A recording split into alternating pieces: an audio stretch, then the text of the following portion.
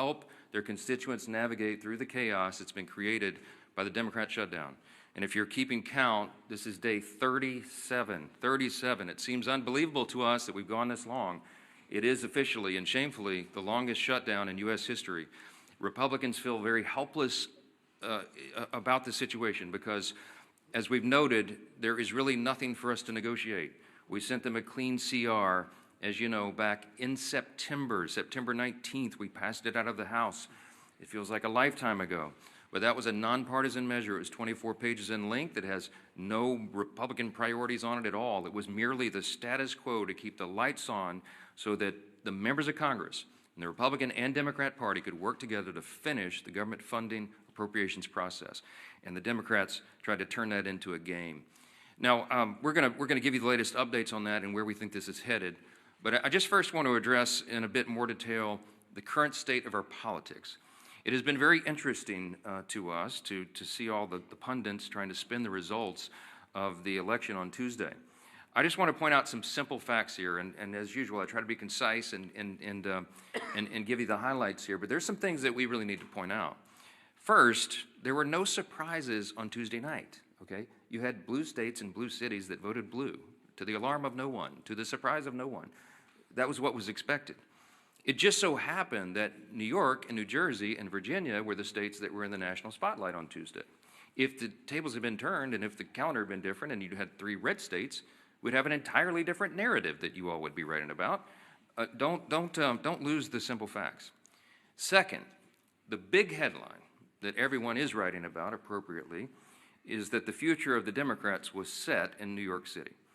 A 34-year-old Marxist is now the leader of the Democratic Party. And it is a very dangerous road for them to go down.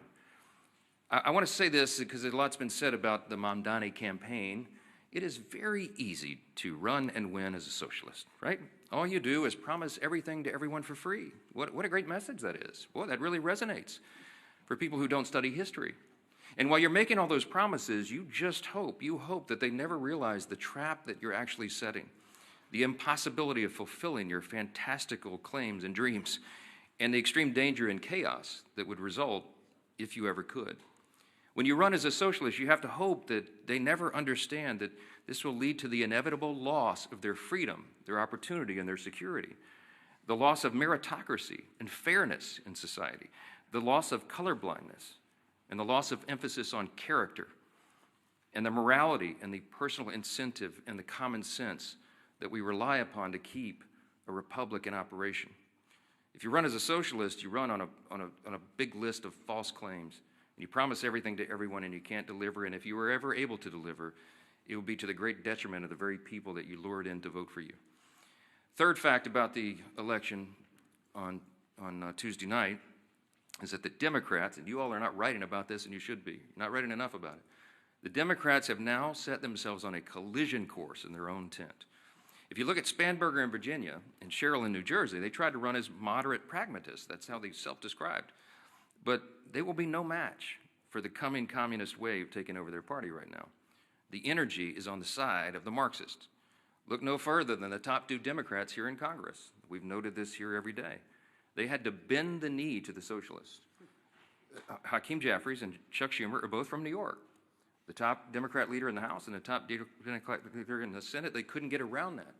And so Hakeem had to ultimately embrace it. He had to give the full blessing to Mamdani and his agenda. And he co-owns it. And Chuck Schumer flirted with it. He pandered all along. He flirted with that open endorsement till the better end, even though Mamdani is an activist against Israel and an anti-Semite. Chuck Schumer is the highest-ranked Jewish official in America, and even he couldn't bring himself to disclaim that. And as we've noted here every day, the sole reason for the entire federal government being shut down now, the sole reason for all the American people suffering all this pain and hardship is because of the fear of political retribution from the far-left activists who run the Democrat Party. That is the motivation for the shutdown. It's never been about any policy issue at all. It was only so that they could show a fight and try to show that they're tough to this rising far-left activist base in the party. The old guard has been repudiated, and the radicals are taking over the Democratic Party. We have evidence now every day. Yesterday, Jared Golden announced he would not be running for re-election in the state of Maine. He's a moderate, and he has no place in his party anymore. And then this morning, you saw the headline. Former Speaker Nancy Pelosi has now announced her retirement this morning. That is a very important sign that I hope that you all will delve into. Even the famous San Francisco liberal is not far left enough for the neo-Marxists. We commend her for her services. We all do, everyone who serves in Congress, but there should be a lot written about that. Fourth point I just want to make in the aftermath of Tuesday is that off-year election results in isolated places are never indicative of the upcoming midterm election. Don't read too much into that. You shouldn't. If you do, you're going to miss it. The GOP is in excellent position to win big next year. And when I say I'm bullish about the midterms, we absolutely are, and there's a lot of reasons for that. This is not groundless optimism. It's based on facts. The reason we're in such a great position is because we are united. And while the Democrats engage in their emerging civil war, Republicans are going to continue to work and deliver for all the new voters that we brought into the party last fall in 2024. It was a true demographic shift in that election, as you know. Record number of Hispanic and Latino voters, Black and African American voters, Jewish voters, union workers, urban voters, young people. And while they say that there's this big swell of enthusiasm of young people based on what happened in New York City Tuesday night, I would give to you Exhibit A on our side. Maybe you're not noticing, but the turning point events at college campuses all around the country are setting records for attendance. You have hundreds of thousands of new young people weekly coming into the movement that are enthusiastic, young conservatives who are looking for truth, who believe in America's founding principles, and who want to be engaged. And they will be engaged in next year's midterms. The third reason is we got a very favorable map. You shouldn't miss this either. I was very bullish even before the current redistricting battles began. As we sit here today, there are 13 House Democrats sitting in districts that President Trump won. There's another 21 of them in districts he came within 5 points of winning. There's only three, conversely, there's only 3 House Republicans sitting in districts that Kamala Harris won. That's a lopsided map. And after redistricting, we think we'll net a few more seats, handful, maybe 6 to 8. We're in very good position to make history and grow this majority. And finally, I'll just leave you with this. The reason we're so enthusiastic about running next year is we have a real record to run on. Mondami and Democrats want to talk about affordability. We love that subject. We love it. Look at the facts. I brought some this morning. It's the Republicans who are working every day to make life more affordable for working families. And it's not a talking point for us. We are delivering. After 4 long years of skyrocketing prices under the Biden administration, we had to take over. You don't flip a switch and reverse that overnight. It takes a while to work those policies out of the system and to get the new ones in. President Trump and Republicans are delivering results for the American people that they can see and feel. To date, we've seen core inflation is nearing its lowest level in 4 years. Gas prices have fallen to a 4-year low. Prices for everyday goods continue to decline, and blue-collar workers are seeing the largest increase in wage growth in nearly 6 decades. That's the result of our policies. In Congress, House Republicans are working hand in hand with President Trump to advance his affordability agenda. It is President Trump who ran on that. It's President Trump who's delivering on that. And we are all partners in that new effort to make America great again. It begins with the economy, and we know that. We're laser focused on making a difference in the lives of hardworking American families. Here's another demonstration, the Working Families Tax Cut. It is aptly named. It's the largest tax cut in U.S. history for working and middle-class Americans. You got Bernie Sanders running around, they're talking about the billionaires. It's not this. That's the opposite of the truth. Look at the facts. That bill was written for lower and middle-class earners, and they are the ones that will feel the positive effects going into next year. We included in that, as you know, no tax on tips, no tax on overtime, real tax relief for seniors. These are the kinds of things that people feel, and they see that we're making good on our promises. We've made historic investments in American energy dominance to drive down the cost of gasoline and groceries. And we're grounding every decision we make in common sense. That's what we restored. That's what we ran on. That's what we're delivering.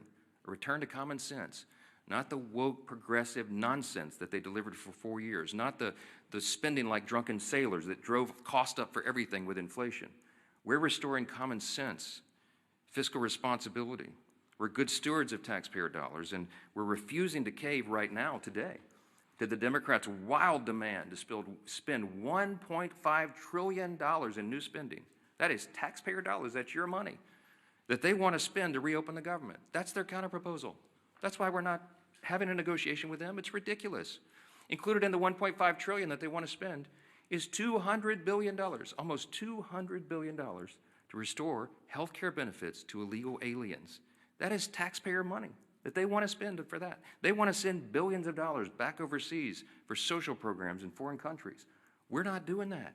They want to give $500 million back to the Corporation for Public Broadcasting to prop up left-leaning news organizations.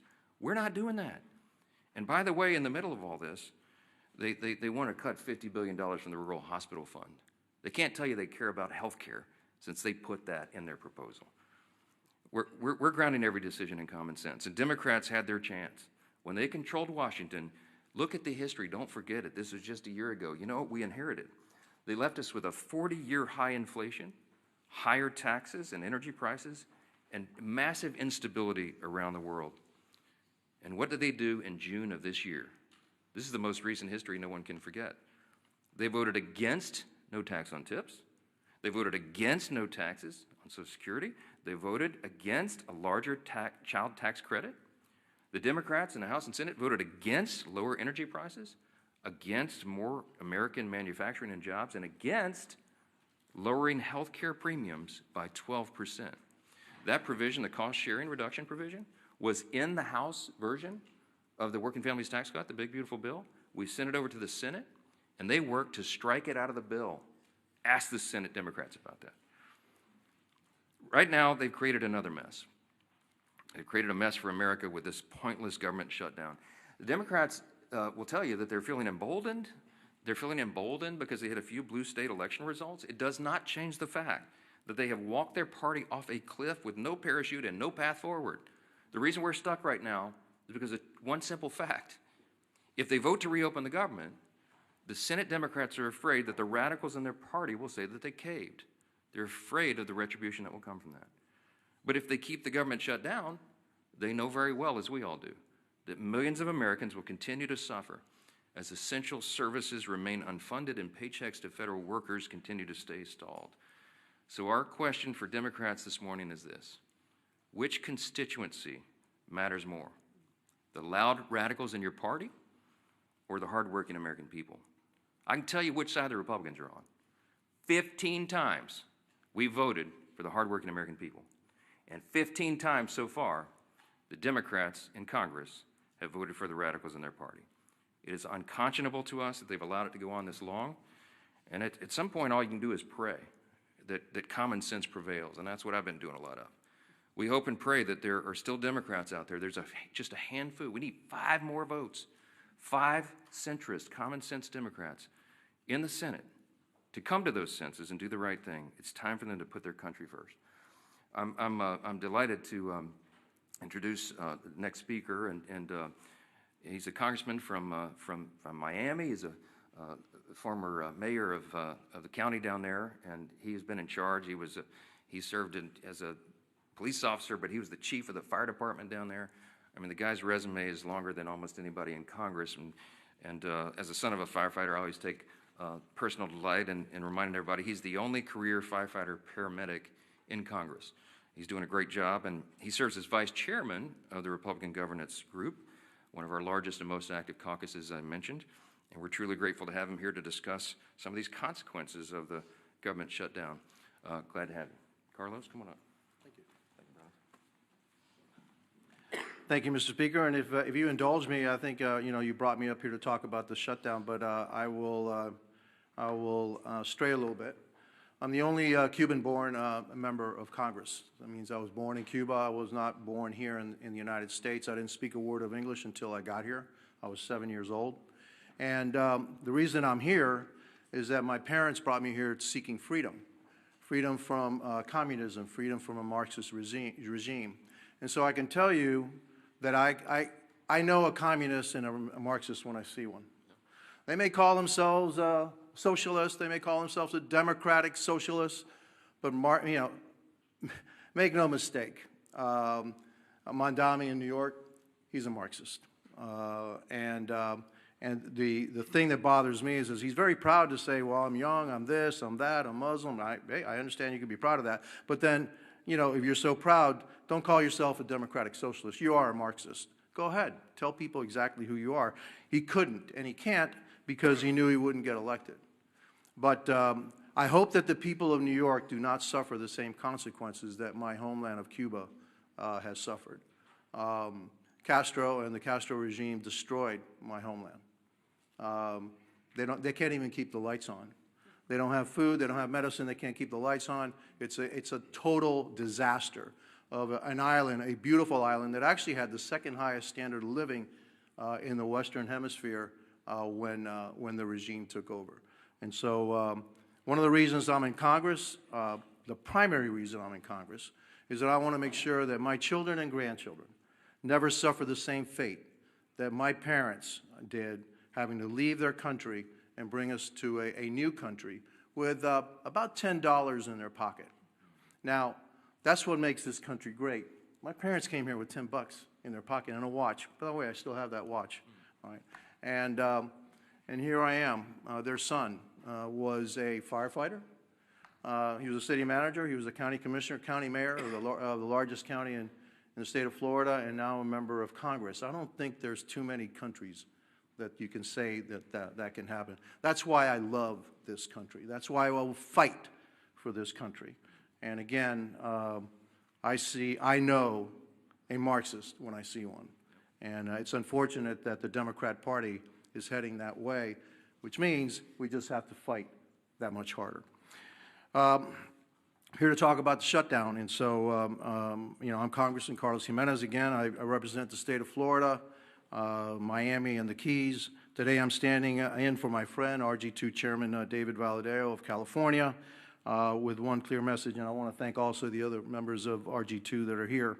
The Republican Governance Group focus has always been about governing responsibly. RG2 is committed to putting results ahead of rhetoric, keeping the government functioning, and finding practical, common sense solutions that improve the lives of the American people. That's what we're here to do. And that means that we do what's right, even when it's hard. Yes, we're here on day 37 of the Democrat government shutdown, and with each passing day, more Americans are feeling the impact. The effects in my hometown or in my state. In my home state of Florida, 155,000 federal employees have not received their paychecks. Close to 2 million Floridians who rely on SNAP, including more than 1 million children, will not be getting their benefits. My colleagues on the other side insist we have chosen, my colleagues on the other side of the aisle have chosen politics over food security for millions of Americans. Small business loans are being delayed, totaling nearly $300 million in missed distributions, costing our state estimated $1.7 billion in economic benefit alone. Starting Friday, 10% of the American airspace is going to be reduced because of the shutdowns ahead of the busy holiday season. More than 3,500 flights will either be delayed or canceled altogether. That's true effect of the shutdown. Let me be clear, holding the government hostage is not a responsible way to negotiate policy. On September 19th, the House of Representatives voted to extend government funding to keep the government open. And as the Speaker said, with a clean CR. There were no riders in it. There's no policy differences. It's actually a Biden budget, right? And so, you know, what is the problem? No, there is no problem. It's politics. That's the problem. Meanwhile, Senate Democrats have voted 14, now you say 15 times to keep the government closed. The funding bill before the Senate is the same short-term continuing resolution that we passed 15 times under President Biden with bipartisan support. And I supported each and every one of them to keep the government open. And I know that most, if not all, the members of RG2 also voted for the CRs to keep the government funded. We can and should debate serious issues like healthcare costs, but not at the expense of hardworking American families. I urge my Senate Democrat colleagues to pass the continuing resolution so that we can reopen the government and return to the table to negotiate real solutions. History shows that when Congress works together, we can find solutions without inflicting pain on the American people. I urge Senate Democrats again to reopen the government, end the suffering, and then join us in crafting meaningful bipartisan policy meant to improve the lives of everyday Americans. That's how we govern responsibly, and that's how we serve the American people. And I want to thank you for giving me the opportunity. And I guess now I want to turn the dais over to our Majority Leader, Steve Scalise. Well, thank you, Carlos. What an honor it is to follow my dear friend Carlos Jimenez, who really is the epitome of the American dream. You know, when you hear stories like his, sad stories, the root of it, having to flee your home country because Cuba fell to Marxism, to communism. But luckily, for people like Carlos, all around the world, there's one place that they can look to if they want a North Star. If they still believe in freedom, they yearn for that desire, and then it fails in their home country, they can look to the United States, because the United States represents freedom all around the world. And how dangerous of a position that is when Marxists from within try to change it here, try to unravel what makes America so great. And as Carlos came to seek that freedom that millions others have as well, like my great-grandparents who came from Italy to seek that same freedom. Ronald Reagan said it best: freedom is only one generation away from extinction if we don't fight to defend it. Those words of Reagan still ring true today because, Carlos, we will continue to fight for freedom. But it's not an empty fight. There are people on the other side here in America that are pushing back, that want to destroy that capitalist free market system. And so when you look at the results of the election, anybody that wants to go celebrate a blue state voting blue, what they're not acknowledging is what happened in a city like New York. It reverberates. When New York elects a Marxist as their mayor, there are other Democrats that are now looking and saying, does the Democrat Party represent me anymore? And today you heard it again. Democrats are the ones who are looking and saying that they're done with the Democrat Party. Jared Golden yesterday announced he's not going to run again. And he didn't just say he wasn't going to run again because he got tired of serving in Congress. I think it's really important to pay attention to what Jared Golden said. And he is in a swing district. Jared Golden is one of those moderate Democrats who represents maybe the old Democrat Party now, what was discarded by the voters on Democrat cities and states. But it's not where America is. So when Jared Golden announced yesterday he's not going to run again, he said, quote, "We're allowing the most extreme pugilistic elements of our party to call the shots. Just look again at the shutdown. For as long as I can remember, we have opposed shutting down the government over policy disputes.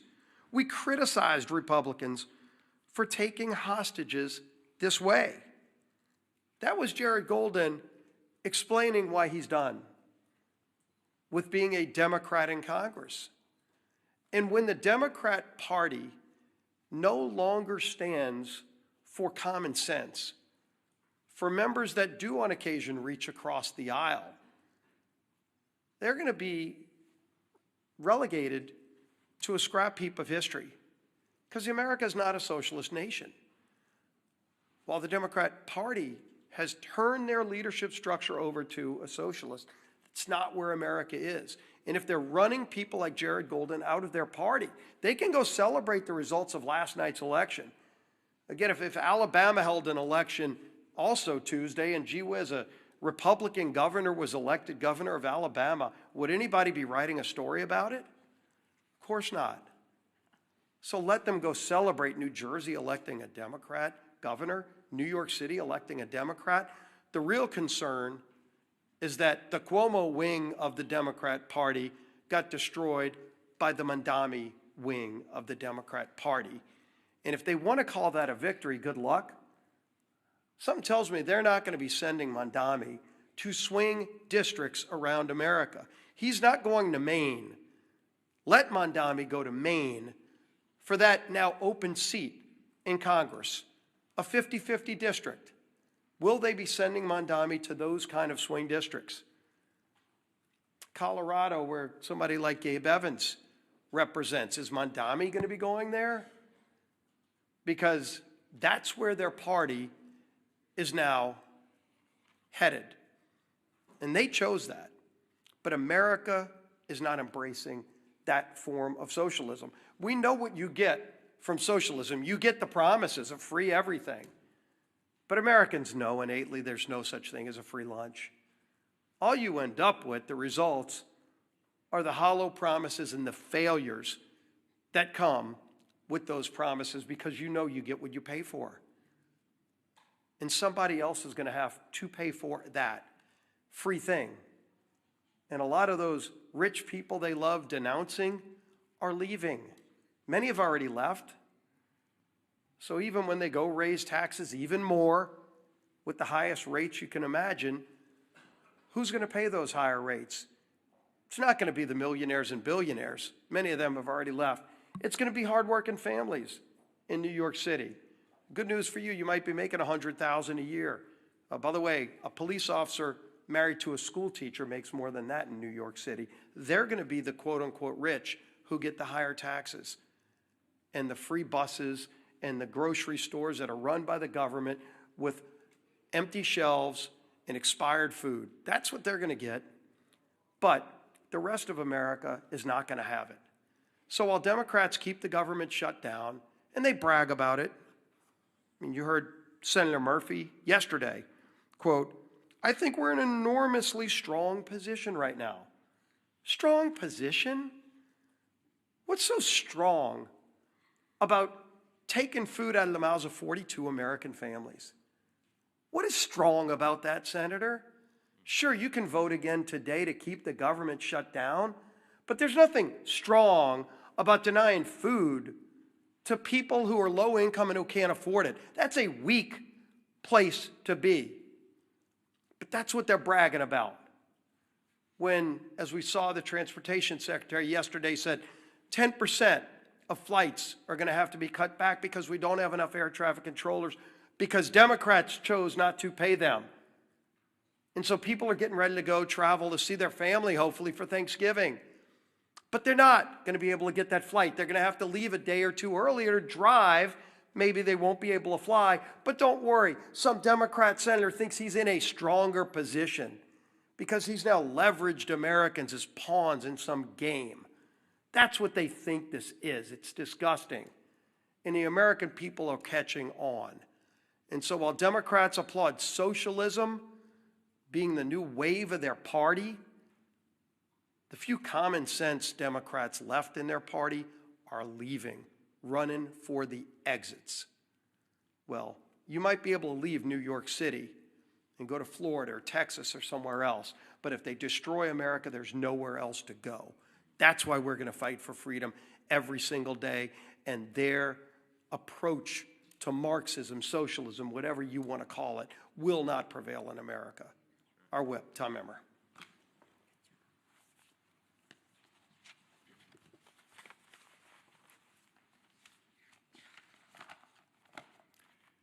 It's day 37 of the Democrat government shutdown, and one thing has become clearer, more clear now than ever.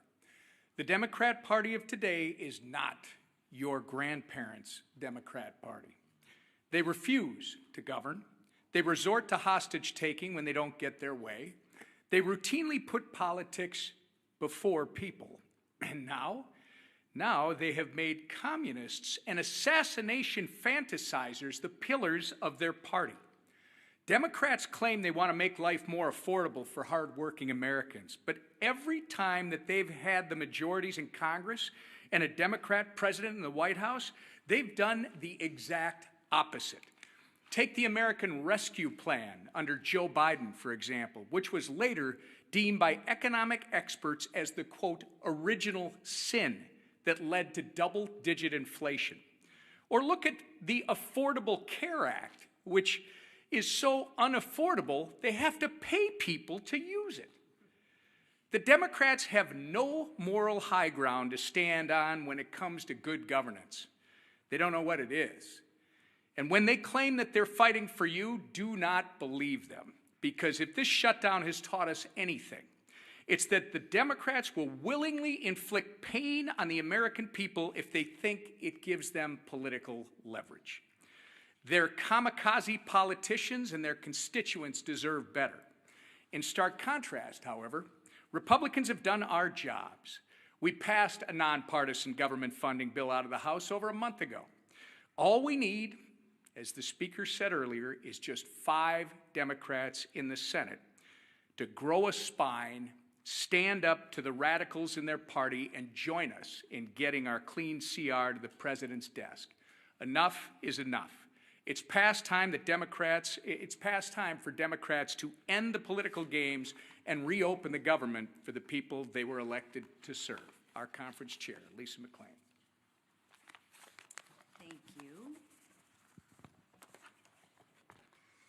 Well, good morning, everybody. Again, here we are. Yesterday, Americans woke up to an unthinkable reality. And Carlos touched on it earlier. A communist was elected mayor in America's largest city. How did this happen? Ask yourself, how did this happen? It happened because a small socialist portion of this country took control of the Democrat Party. A party that is now apparently united behind a socialist agenda. And slogans always seem to start with the same word: free. Free food, free rent, free buses, right? I feel like I'm at an Oprah Winfrey show. You get a car and you get a car. Well, this isn't the Oprah Winfrey show. And like many of you, my parents taught me a really good lesson when I was young. Nothing is free. Everything comes with a cost. Absolutely nothing is free. We all learned that. Look no further than the Democrats' disastrous shutdown plan. They want to give free health care to illegals. Come to our country. We'll give you, illegally mind you, we'll give you free health care on the backs of hard-working Americans. And in demanding that, they're asking for $1.5 trillion in wasteful spending and a painful shutdown. A shutdown that has denied food assistance to 42 million American families. 42 million American families. A shutdown that has forced law enforcement to work without pay. But don't worry, I'm sure those law enforcement agents can go and get free food from their local grocery store, and somebody will pay their free rent, right? Yeah, I live in reality, not fantasy. The Democrats want to jeopardize our national security. And now, flights have been reduced by 10% at 40 of our major airports. I think air traffic, like when you get on a plane, what's next? Like your plane rides are going to be free too? I mean, why stop at food and buses? Let's just give everything free. It doesn't work like that, people. Nothing's free. Somebody is paying. And who pays? Anybody want to guess who pays? Hardworking taxpayers, American taxpayers. That's who pay. Nothing's free, right? Nothing is free. Look at your Republican leaders. Just compare and contrast. That's why we voted more than a month ago to actually fund the government. That's why we've been working in our districts to help those that are suffering. And that's why we are delivering real results that drive down gas prices and drive down mortgage rates and drive down the price of eggs. No one's reporting on the price of eggs anymore, right? Now, not for illegals, not for radicals, and not for communists who despise this country, but for the men and women who love America, like Carlos and his family who came over. And let's keep it that way. And let's make sure that we keep America strong every day. So to the Democrats, let me be clear. Republicans will still be there when your communist lawmakers aren't. And when your communist kingmakers finally give you permission to put Americans first again, Republicans will still be here. We'll still be here when your socialist experiment collapses, because it always does. And we'll still be standing shoulder to shoulder with the hardworking Americans who aren't demanding free groceries, free buses, free rent. No, we will be standing shoulder to shoulder, demanding nothing less than freedom. That is what Republicans demand, freedom. Because that's what makes this country great. Not socialism, not government control, but freedom. Thank you. All right, questions? Yeah, go ahead. Go ahead. The Supreme Court, and specifically Justice Gorsuch yesterday, seemed concerned about the Trump administration's usurping congressional authority, calling it a, quote, one-way ratchet that can't be turned back. What's your response to that? Are the justices right to be concerned that Congress isn't fulfilling its constitutional obligations? I don't find myself in disagreement with Justice Gorsuch too often, but I think he's missed the mark on this one. First of all, I don't think you should read too much into the questioning that you heard at the Supreme Court. I mean, this is part of judicial review. It's a cherished part of that tradition. I used to be one of those litigators. I did constitutional law oral argument, and I would have liked to have argued that case yesterday, because I think the law is clearly on the side of what the administration has done. I'll remind you that I'm a jealous guardian of Article 1. You know, the legislative branch of government in our constitutional system is the most important. It was placed first in prominence. And that's true. And while Congress has a role to play in tariffs and related trade and economic policy, the executive branch does as well. And I think the president has used that well within the bounds of what he's allowed to do, because he's addressing what was truly a crisis for the country. The trade disparity had gone on for decades. It was creating a real imbalance, and it was adversely affecting American people and consumers. Remember that he ran on this idea. He talked about tariffs on the campaign trail, and he got a popular and electoral college mandate in the election. So this is not some surprise. He's fulfilling the promise that he was elected to fulfill in a literal sense. So I think the court has to give deference to that. I think the court has to recognize the executive is doing what they're doing. He's using tariffs to create leverage in our trade strategy, and it is yielding great results for the American people. And heaven forbid if it were reversed, because it would create chaos, which is one of the questions I think Justice Barrett asked, my old friend from Louisiana. I mean, that was an important question, because it would set back all of the strategy and the trade agreements and a lot of the things that have been accomplished for the people. So in summary, I would say, don't read too much into the questions. This is how the process works. I'm sure the court will look at this very carefully and deliberately, as they do, and I expect that we'll have a majority of the court that says that this administration is doing what they have the legal authority to do. If I felt like the executive branch had overstepped its bounds on trade or on the tariffs or something, I would have stepped in. I mean, that's my job as the Speaker of the House over the legislative branch. I would have done it in my own way, to be candid. I would have gone to the president privately and said, hey, sir, enough. I think you're overstepped the bounds. Let's try to figure that out. I wouldn't have publicly had a big spat with him, because it wouldn't have been necessary. But that conversation didn't happen, because I believe that what he's done is well within the bounds. And so we'll see what the court does. Yes. Thanks, Mr. Speaker.